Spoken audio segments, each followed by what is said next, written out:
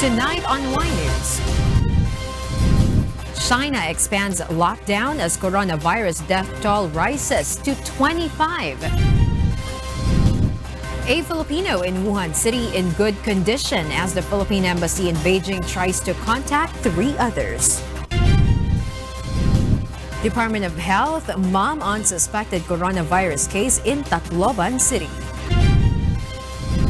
Restive TAAL volcano spewed a tall column of thick, white steam this morning as the number of recorded volcanic earthquake rises. And the Philippines begins process of terminating the visiting forces agreement with the United States of America after Washington's cancellation of Senator Bato de la Rosa's visa. Good evening. China broadened its unprecedented open-ended lockdowns to encompass more than 20.5 million people as the government tries to contain a deadly new virus that has killed at least 25 people and sickened about 830 others. At the same time, Beijing confirmed 2 coronavirus deaths outside of Wuhan, the epicenter of the outbreak. Kat Dumaraos details this report. At least 10 cities in the central Chinese province, which has a population of 60 million, have been put on lockdown as authorities scramble to prevent the spread of a deadly coronavirus as hundreds of millions prepare to travel across the country to celebrate Chinese New Year. Restrictions vary from city to city, though many cities have suspended transport services. In Wuhan, the capital of Hubei and the place where the virus emerged, all bus, subway, and ferry services have been suspended and all outbound planes and trains canceled. Residents have been advised not to leave and roadblocks have been reported. Ezhou, a smaller city in Hubei, shut its railway station. The city of Enshi has suspended all bus services. But the impact of the coronavirus is not limited to Hubei province. Authorities have also canceled major public events in Beijing, Hong Kong, and Macau. Most of the deaths and confirmed cases were concentrated in Hubei, but authorities on Friday also confirmed the first case outside the province. The Health Commission in Hebei, a northern province bordering Beijing, said an 80-year-old man died after returning from a 2-month stay in Wuhan to see relatives. Outside the mainland, cases have been confirmed in Hong Kong, Macau, the United States, Japan, Taiwan, South Korea, Thailand, Singapore, and Vietnam. The World Health Organization, or WHO, decided against declaring the outbreak a global emergency for now. Now is not the time. That's a bit too early to consider that this event is a public health emergency of international concern. It's likely that we will see more cases in other parts of China and other countries. WHO does not recommend any broader restrictions on travel or trade. We recommend exit screening at airports as part of a comprehensive set of containment measures. Meanwhile, China's National Health Commission on Thursday published detailed information about the 17 mortal victims of the disease, which include 13 men and 4 women aged between 48 and 89. Most of the dead were men over 60 who had spent at least 12 days in hospital with fever, one of the symptoms of the coronavirus. Only 2 of the victims, a 48-year-old woman and a man aged 53, were below the age of 60, while 5 were aged between 61 to 70 and 2 between 71 and 80. Kat Dumaraos, UNTV News and Rescue. Over 20 deaths due to 2019 novel coronavirus infection have been recorded in China. Experts say the yet undetermined strain of the coronavirus originated from a city in the world's most populous country. Find out more details about this ground zero as Dulce Alarcon reports. Wuhan City, referred to as the Chicago of China, is now known to other parts of the world as ground zero of the deadly 2019 novel coronavirus. Wuhan is the largest city and is the capital of Hubei province, with an area of 8,494 square kilometers. The city has a population of more than 11 million, the 7th largest in the country's population ranking. Wuhan has 3 districts, namely Hankou, Hanyang, and Wuchang. Wuhan is also known as the riverside city, since it is located at the heart of the Yangtze River. one of the most visited areas, not only by Chinese people, but also foreign tourists. Besides the Yellow Crane Tower, the Hubei Provincial Museum, and the Guiyuan Temple, Wuhan is also one of the popular historical and cultural cities in China. The Wuhan Tianhe International Airport is the biggest airport in central China, with direct flights to various continents of the world. The airport has non-stop scheduled flights to 109 locations of 20 countries, including the Calibo International Airport in Calibo, Aklan, Philippines. Wuhan City is also considered as thoroughfare for 9 Chinese provinces, in which 2 high-speed railway lines are situated, the Beijing-Guangzhou and the Shanghai-Chengdu high-speed railways. Wuhan cuisines is known for its unique methods of preparing delicacies, such as freshwater fish and soup. The Chinese government on Thursday morning announced the temporary closure of Wuhan's airports and railway stations. Dulce Alarcon, UNTV News and Rescue, China. Filipino authorities in China are trying to reach 3 of the 4 Filipinos registered in Wuhan City. Meanwhile, the Philippine Embassy in Beijing does not see the need to evacuate Filipinos in China for now. Nina Armilio will tell us why.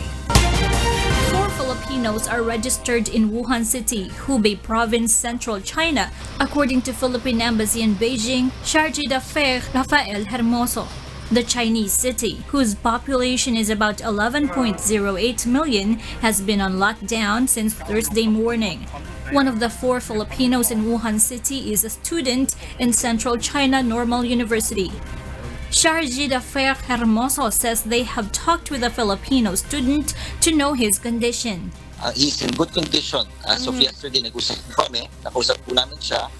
We are still trying to get in contact with the 3 other Filipinos po in that who are registered in that area.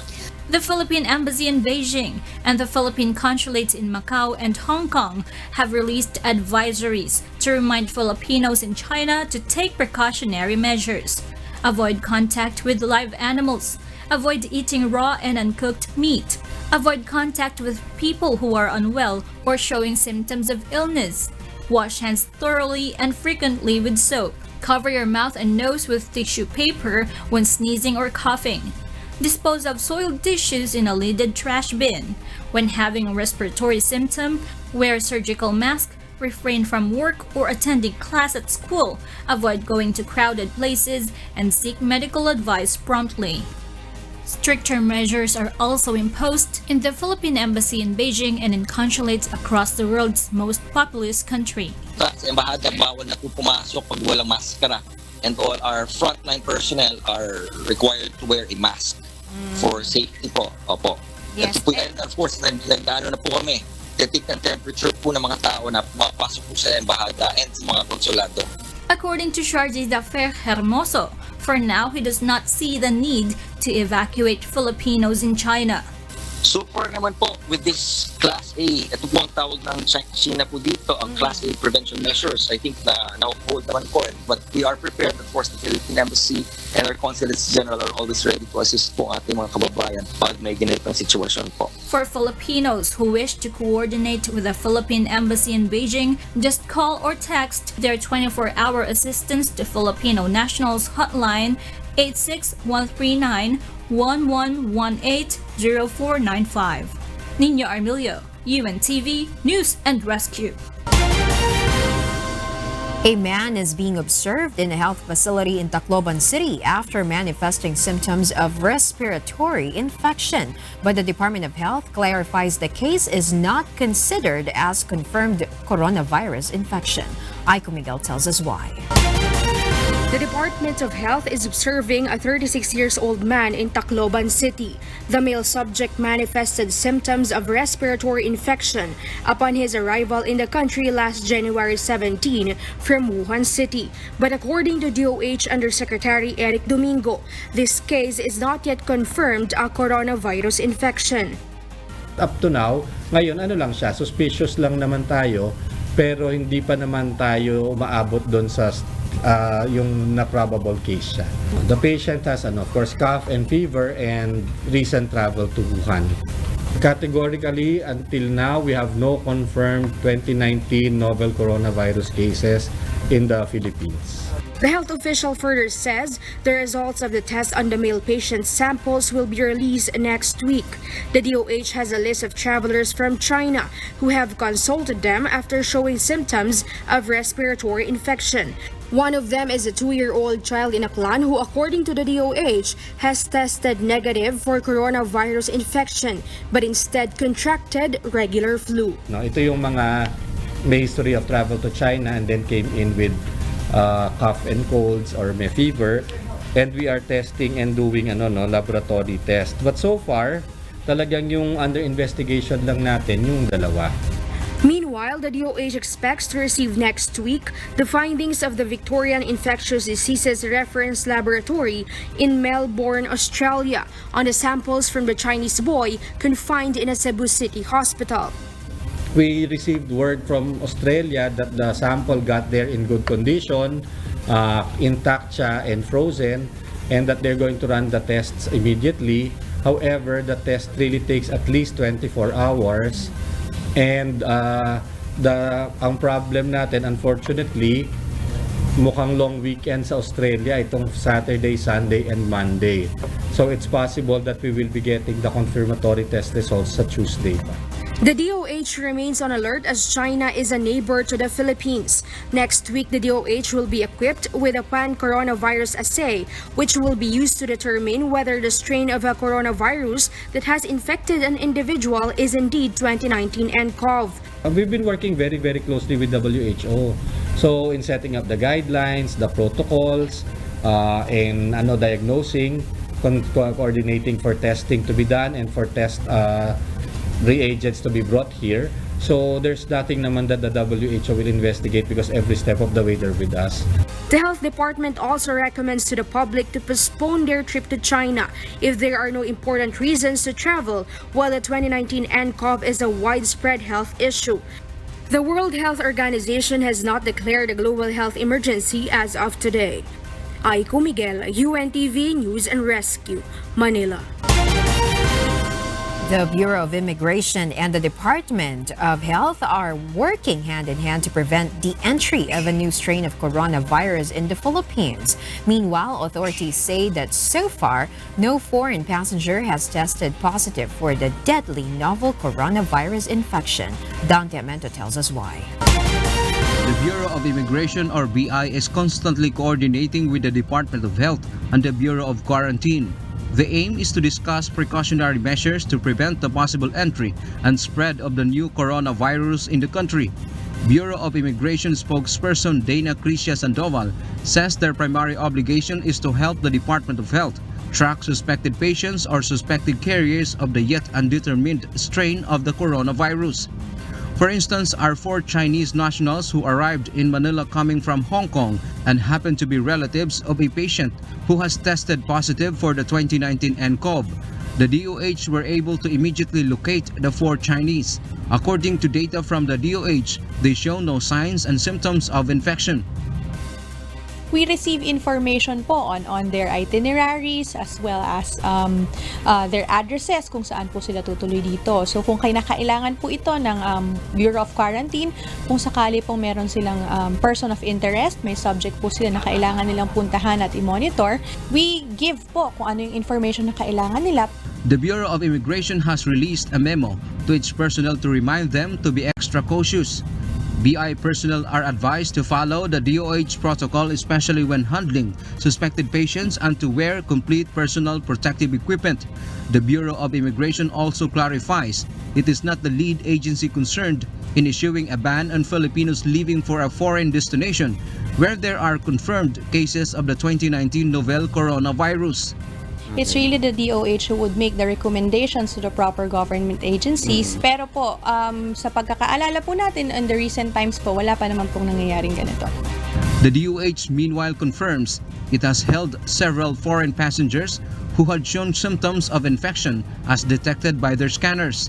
DOH Undersecretary Eric Domingo clarifies all tested negative and none has been admitted. Meron tayong mga nakakarang naman tas ini-interview pero wala pa namang na-admit for that. Dante Amento, UNTV News and Rescue, City of Manila. Airports and seaports across the country heightened their screening processes for arrivals amid the threat of a new coronavirus strain spreading internationally. Mirasol Bugadil tells us why. Precautionary measures to control the potential spread and entry of the 2019 novel coronavirus are now being implemented by airport authorities in Mactan, Cebu International Airport. MCIA has recently issued a statement. It will strictly implement intensified thermal scanning, hand sanitation, and air disinfection. A dedicated medical team will be designated in the arrivals area at both domestic and international terminals of the airport. According to MCIA authorities and the airport's private co-managing body, GMR Megawide Cebu Airport Corporation, there are 3 thermal scanner cameras used to determine a passenger's body temperature. Scanned once on the aerobridge with thermal cameras, and secondly in the immigration area. The Department of Health, for its part, has provided additional 20 nurses and 4 doctors to cover 5 shifts, 24 hours. Aside from that, airport frontliners are required to wear protective masks, and all airport staff dealing with passengers upon immediate arrival are required to wear surgical masks as a precautionary measure. The same measures are implemented in Davao International Airport. Airport and quarantine officers also plan to disinfect aircraft upon arrival. MCIA serves 8 routes with direct flights to mainland China. The airport accommodates flights to Guangzhou, Xiamen, Xinjiang, Chengdu, Shanghai, Shenzhen, Nanjing, and Hangzhou. Airport authorities in Zamboanga International Airport are planning to put up an isolation room if a passenger shows symptoms of the novel coronavirus infection. We will be scheduling for a meeting with the Bureau of Quarantine and the different hospitals so that we can strengthen the flow in case there will be patients or there will be suspect cases na makita doon sa airport. The airport caters to domestic flights, but in March, it will open a direct flight to Kota Kinabalu in Malaysia. Meanwhile, the Philippine Ports Authority has ordered all ports in the country to intensify passenger screening at arrival areas, especially in places frequently visited by tourists such as Bohol and Katiklan in Aklan. The Civil Aeronautics Board, for its part, has ordered the suspension of flights to and from Wuhan City amid the 2019 novel coronavirus outbreak. Pan Pacific Airlines and Royal Air Philippines have direct flights from Wuhan City to Kalibo, Aklan. Mirasol Abugadil, UNTV, News and Rescue. Welcome back to Y News. We pick up to where Alex Baltazar left off. I am William Theo, and here are the headlines.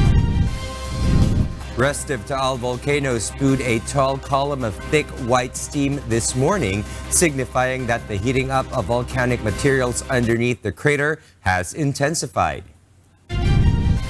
Several schools in Calabarzon hit by the TAAL volcano eruption have begun preparing for class resumption expected next week. Meralco refutes allegations of overcharging its customers of around 40 billion pesos. Metro Manila Police not allowed to play golf even on weekends. The Philippines begins process of terminating the Visiting Forces Agreement with the United States of America after Washington's cancellation of Senator Bato de la Rosa's visa.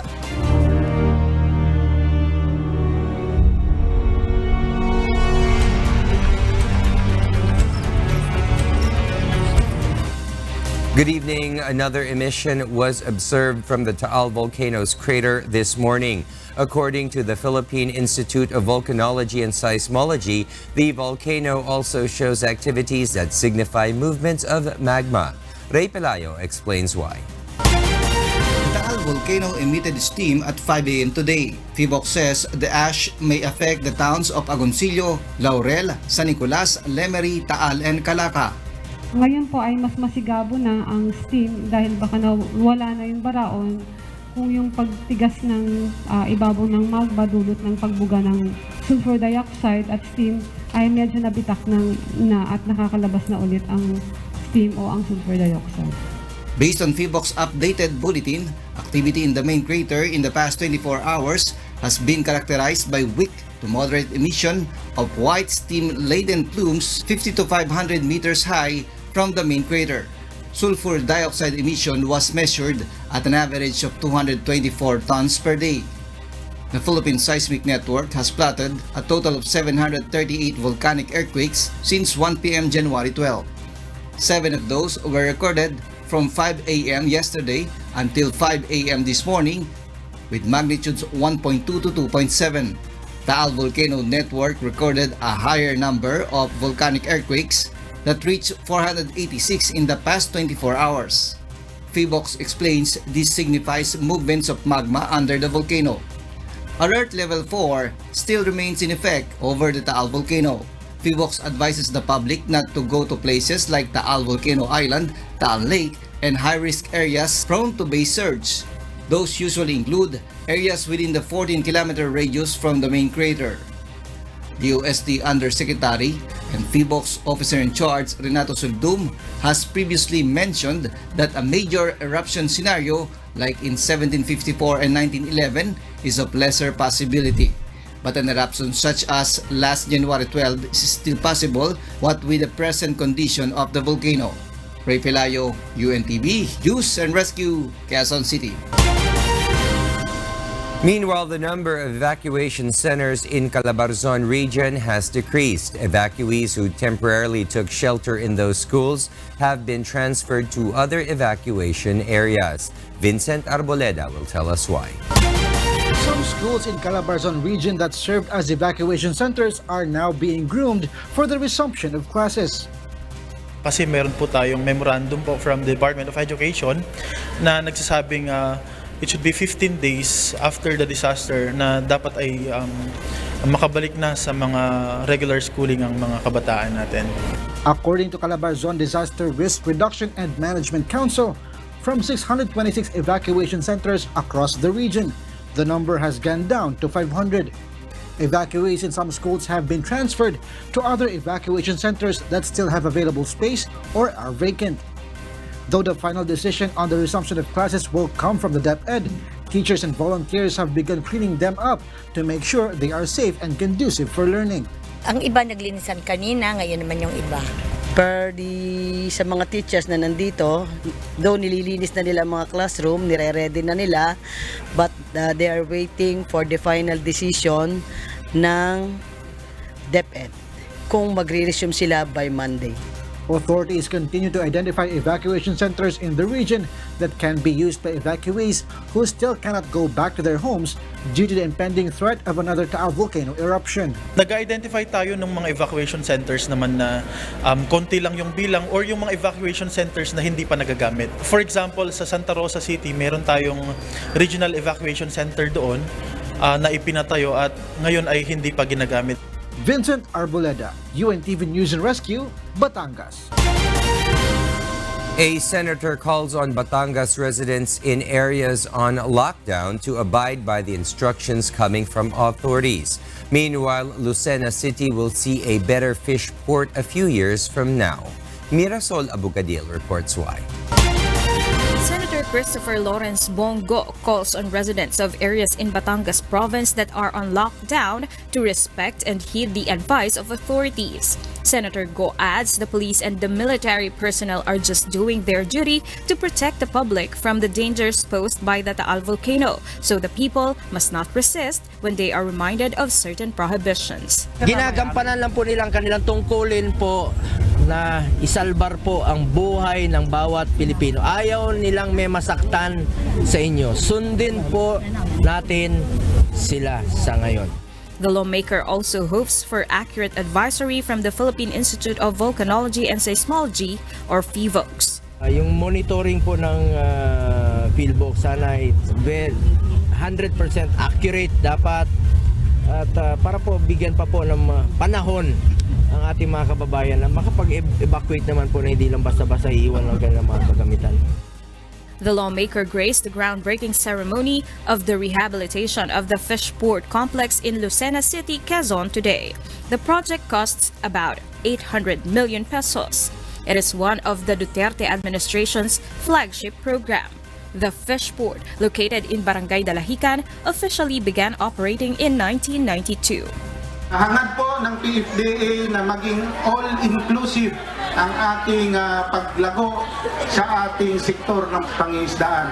Maging ito man ay sa aquaculture, sa small fisher folks at maging sa commercial fishing. During the event, the provincial government of Quezon gave a patrol boat to the Philippine Coast Guard based near the Lucena City fish port. Mirasol Abugadil, UNTV, News and Rescue. A video that shows the TAAL volcano used to be one huge volcano has been circulating online. But FIVOC says what the video states are not facts. Bernardadis explains why. The Philippine Institute of Volcanology and Seismology, or PBOX, refutes a video circulating on social media which details that the TAAL volcano used to be a huge volcano. According to the video, the size of that volcano is the measure of the present TAAL caldera where TAAL Lake sits. But according to Maria Antonia Bornas, Chief of Volcano Monitoring and Eruption Prediction Division of PBOX, the TAAL caldera was formed from series of caldera-forming events which possibly happened thousands or hundreds of thousands years ago, according to the study of Dr. Ed Listanco, a former PBOX volcanologist and now professor in the University of the Philippines. Taliwas po dun sa kumakalat sa social media na isa po siyang malaking bulkan na nag-collapse. Katunayan po sa pag-aaral po ni Dr. Listanco, sa palagay po niya ay may mga iba't ibang stratovolcano sa kinaluluklukan ng TAAL caldera sa ngayon na isa-isa po silang nasira, no? Dahil po nagkaroon po tayo ng mga caldera forming eruption. What is caldera and how it is formed? Ang mga caldera po, ito ay mga bulkan na pag sumasabog po sila sa laki po ng volume ng magma na isinasaboy, ay nagkakaroon po tayo ng collapse o pagbagsak ng lupa at nakakabuo ng isang malaking bunganga ang bulkan na lagpas sa 2 km diameters. The TAAL caldera includes parts of Talisay, Laurel, Agoncillo, TAAL, Santa Teresita, Alitagtag, Cuenca, Mataas na Kahoy, Balite Towns, and Tanawan City. PBOX says the TAAL caldera is dormant. Hindi naman malaking panganib ang pagputok ng TAAL caldera dahil matagal nga po ang repose o pagtulog ng caldera, yung mas malaking bulkan. Bornas adds that the TAAL volcano can be considered a volcano within a volcano. The TAAL volcano has 47 craters. Bornas clarifies that Binintiang Malaki, which is commonly mistaken as the TAAL volcano, is only one of its craters. The main crater is where the steam and ash are emitted. The volcano island where the main crater is found is part of San Nicolas and Talisay, Batangas. Bernardadis, UNTV News and Rescue, Philippines. In other news, 2 Philippine officials are starting the process of terminating the Visiting Forces Agreement with the United States of America. This comes after the threat of President Rodrigo Duterte he would end the agreement. Rosalie Cos explains why. Presidential spokesperson and Chief Presidential Legal Counsel Salvador Panelo confirms that based on the directive of President Rodrigo Duterte, the government has begun processing the termination of the Visiting Forces Agreement of the Philippines, or VFA, with the United States of America. The official says the Senate does not need to approve the termination of the VFA since it is an executive agreement. President Rodrigo Duterte has threatened to terminate the VFA after the cancellation of the U.S. visa of Senator Ronald De La Rosa. In a tweet, Foreign Affairs Secretary Teddy Locsin says he and Defense Secretary Delfin Lorenzana are starting the process of terminating the agreement. He says the process involves contacting the Senate because it is a treaty on the Philippine side but an executive agreement on the U.S. side. I just talked with Secretary Teddy Boy Locsin, and he said he will start the process, and he called up already the vice chair and they've talked. And Ambassador Romualdez also has been informed. I was also talking to him earlier. The palace official is confident the pending VFA termination will not affect the welfare of the Filipino migrant workers in the U.S. The termination will take effect 180 days after both parties are formally notified. Meanwhile, according to Senator Panfilo Lacson, the BFA is a bilateral agreement between the Philippines and America that went through some careful and diplomatic discussion. The lawmaker also asked if there is a connection between the VFA and U.S. visa cancellation, since a U.S. visa is a conditional authorization granted to a foreigner. Rosa Licos, UNTV, News and Rescue. The Manila Electric Company strongly denies the accusation of a former energy regulatory commissioner it is overcharging customers of around 40 billion pesos. Joan Nano tells us why. Energy Regulatory Commissioner Alfredo Non reveals that Meralco has allegedly overcharged its customers of around 40 to 50 billion pesos since 2003 until 2019. According to Non, he has found out that some technical issues under Meralco's transaction on the asset valuation or the value of the facilities and other assets of the company are questionable. The former official accuses Meralco, the power distributor, has been charging this amount on the customer's monthly electric bill without Meralco spending anything on it. Kung ako bumili ng asset na 10,000, pagkatapos inirevalue ng 15,000, okay? Yung diferensya ng 5,000 na hindi ko naman binayaran, kasama sa rate. Binabayaran niya ng consumers. Apart from the asset valuation, Non also disclosed some irregularities in Meralco's utilization of the bill deposit, which should be refunded to their customers. But Meralco spokesperson Joe Saldariaga denies the allegations. He clarifies that all of the rates being charged to their customers are approved by the ERC when Non was still in office. Hindi naman kasi po namin maaaring singilin sa mga customer kung hindi ho aprobado ng gobyerno. Otherwise, we'll be called out for billing our customers without their approval. Meralco questions the motive of Non over his allegations, but the former ERC official reiterates that he is just doing the right thing for the sake of the consumers. I was hoping na by going public, I would be able to influence the decision ng ERC at ng Supreme Court para makita nila may problema pala. Non will file a formal complaint before the ERC to investigate the case. Joan Nano, UNTV News and Rescue, Makati City.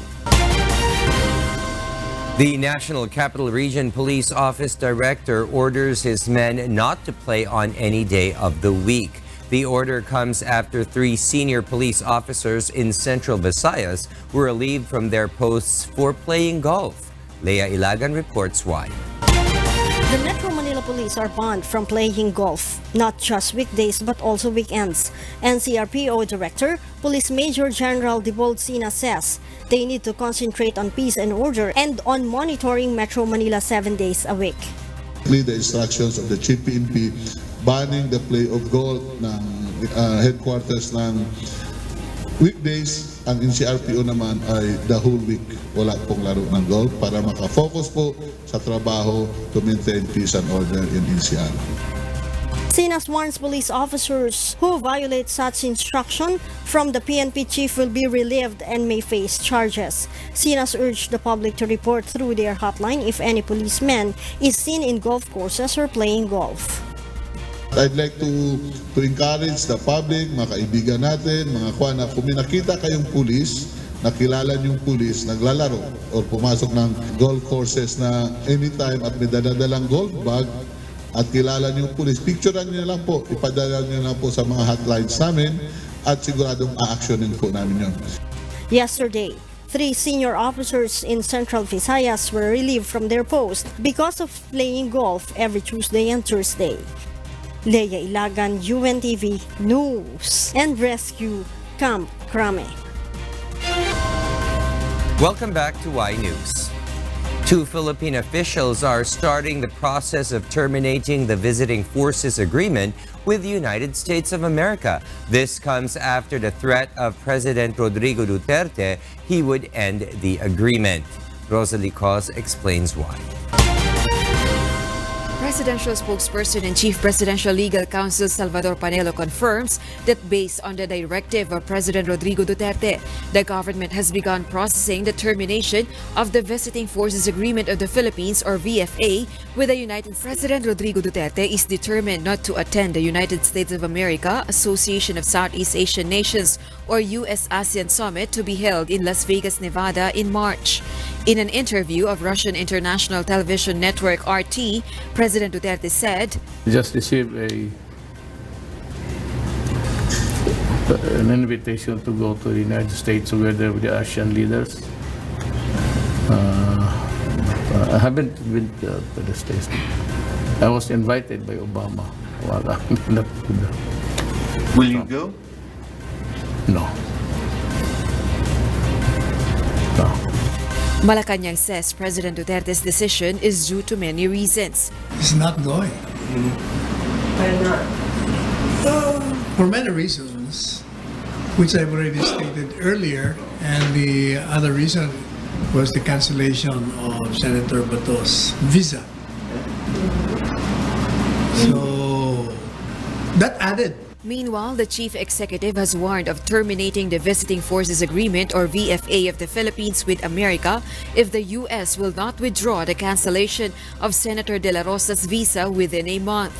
The chief executive made the statement when he led a distribution of benefits for former rebels in San Isidro Leyte last night. The VFA is an agreement signed between the Philippines and the U.S., giving special privilege to American soldiers and civilian employees of the U.S. Department of Defense to visit the Philippines. The U.S. visa of the former PNP chief was canceled following U.S. President Donald Trump's approval of the U.S. budget law, which includes a provision that prohibits the entry of Philippine government officials allegedly involved in the detention of Senator Leila de Lima. Sinasabi ko, tanawa nila una. Una karon si Bato di nila patuon sa Amerika. That I'm warning you, this is the first time. Pag hindi ninyo ginawa ang correction dyan, one, I will terminate the bases Visiting Forces Agreement. Tapusin ko yung I'm giving notice. And they begin to count. I'm giving government and the American government 1 month from now, mag-istorya mi, pahawao na po sila sa ilang Visiting Forces Agreement. Second, katong mga senador na nagboto sa resolusyon dito sa committee level, dili nako pasudlon sa Pilipinas. In addition to Senator Dublin o si Leche. Ang iyang pangalan, Leche. Totoo. Bakit? In honor na lang, sa sentimento ko na lang sa mga taong, mga Pilipino, mga bata, asawa, nga gipatay nila. Rosalie Cos, UNTV, News and Rescue. In other news, Filipinos who want to visit South Korea will soon get their visit visa in a period of 3 weeks or less. The Embassy of South Korea in the Philippines announced that it is cutting the processing time for Korean visa applications starting next month, having additional staff to do the job. The embassy added the reduced processing period will be retained for March to April, which is springtime in Korea, a peak season for travelers.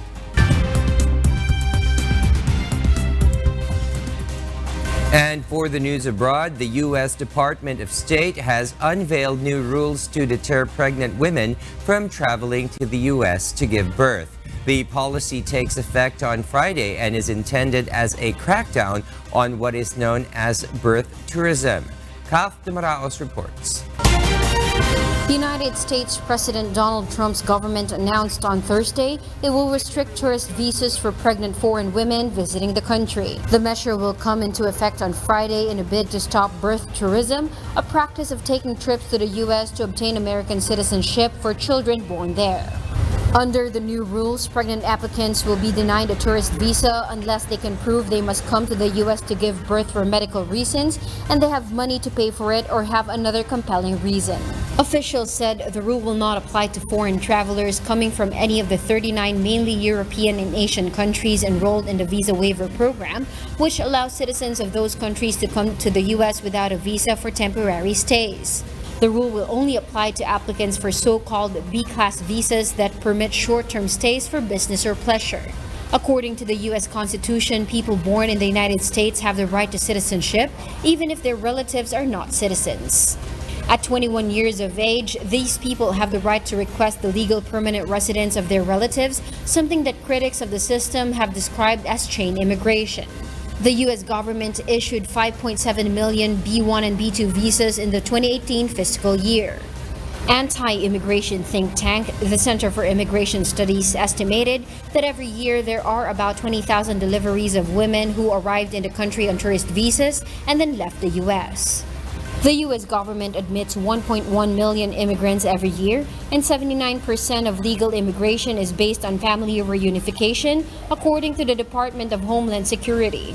Chain visas have been the main source of legal immigration for people with low education, which has depressed wages and employment opportunities for U.S. workers with the same levels of training, according to the department. Kat Numaraos, UNTV News and Rescue. Meanwhile, a violent storm that has ravaged parts of Spain with heavy rain and violent winds has left at least 13 people dead. Spanish authorities said 4 people were still missing after Storm Gloria triggered floods and swept away roads. On Thursday, Prime Minister Pedro Sanchez flew over some of the worst-hit eastern areas and visited Mallorca, which has been battered by huge waves. Conditions are easing as the storm passed over the country, although several rivers in the northeast burst their banks on Thursday.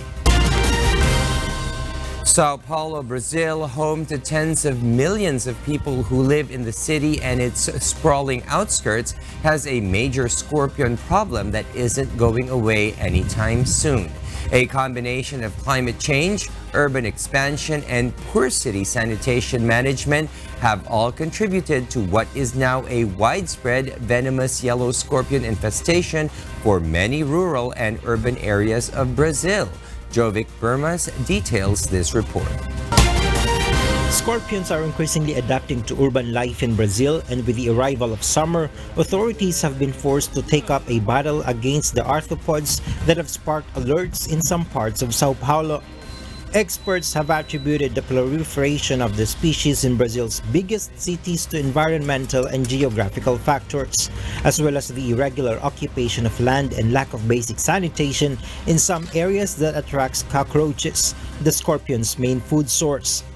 Compounding this further is the fact that the yellow scorpion, the most deadly in Brazil, is parthenogenetic, meaning that the female can reproduce without a male. Their growing population in cities, according to the Ministry of Health, is one of the reasons why there has been an increase in bites. Last year, there were 156,800 cases and 94 fatalities. There are approximately 2,300 species of scorpion in the world, and about 180 of them can be found in Brazil, distributed throughout the country. Regional health authorities have launched a campaign against the scorpions, particularly in the northern and eastern areas of Sao Paulo, the most populous city where the most cases have been reported. The institute keeps the dangerous scorpions in captivity and extracts their venom every 3 months in order to be able to make an antidote. The main symptom of the scorpion sting is a violent pain caused by neurotoxic venom that affects the victim's nervous system. This pain can be accompanied by complications like nausea or respiratory difficulties. Jovic Burmas, UNTV News and Rescue.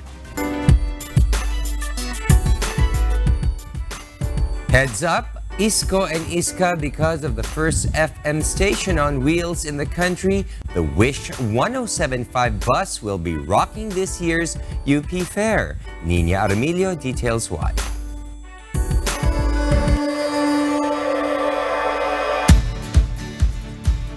It's another wish come true for Isko and Iska at the University of the Philippines, as the Wish 1075 bus takes part in this year's UP Fair. On February 10, the FM radio booth on wheels will be seen at the UP Sunken Garden. If only you could hear me shout your name. If only you could feel my love again. The stars in the sky will never be the same. Sa bawat kailan, sino't saan, ikaw lamang ang kasagutan. Featured performances on the Monday stage during the UP Fair will come from OPM artists Ebe Dancel, Unique Salonga, Up Dharma Down, Slapshock, and Kalya Lili. Meron akong kino-customize sa panaginip ko a few years back. Sigurado ko ito yun. Diba? Gusto namin, from start to finish, may experience na iba per act yung audience. Rising Filipino idol group SB19 is also set to perform on stage. The group had a landmark year in 2019, landing on Billboard's Next Big Sound chart and topping Google Philippines' list of most searched male personalities in December 2019. Tickets to the group's concert at the Cuneta Astrodome on December 16 were sold out in just 3 minutes. According to OC Records Vice President for Production and Talent Development, China Hortaleza, the UP Fair is more than just a music event. She says it is also a platform for change. Ayaw namin na binabago yung mga gusto nilang ilabas o gusto nilang i-express. Bilang artist din kami, naiintindihan namin ni Kian yung pakiramdam ng may gusto kang i-share or ipahiwatig na mensahe sa mga tao. At yun yung lagi namin pinopromote sa OC.